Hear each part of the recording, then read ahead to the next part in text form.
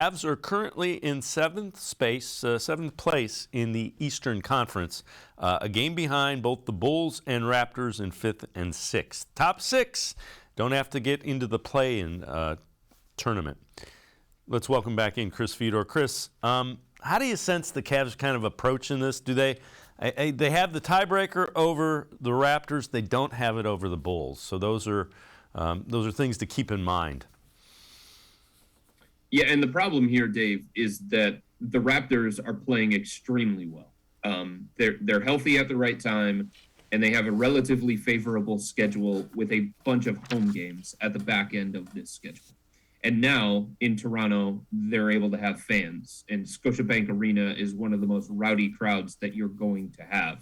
And last night, the Raptors got a huge break because they got the Boston Celtics, one of the toughest teams remaining on their schedule, on the second game of a back-to-back, and Jason Tatum didn't play, and Jaylen Brown didn't play, and Robert Williams didn't play because it was his first game in this long absence with a knee injury. So it was a big break that Toronto got. And if we're being honest, of those three teams, the Cavs, Bulls, and Raptors, the Raptors are playing the best, and they've been through this in a way that the Cavs have not been through this.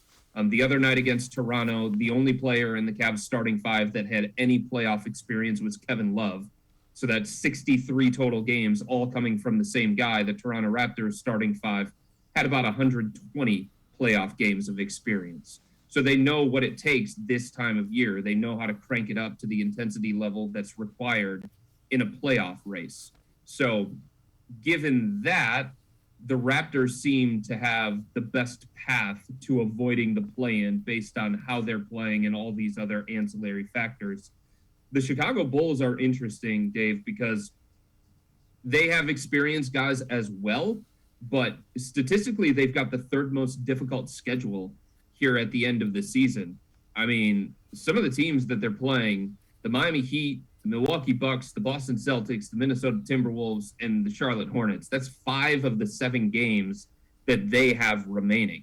So it is an uphill climb for Chicago.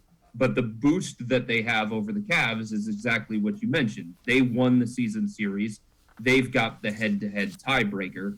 And for the Cavs, yeah, there are some wins here down the stretch, including another game against Orlando. They've got New York, the Hawks. So it's not like, they're playing the Brooklyn Nets and the Milwaukee Bucks every single night.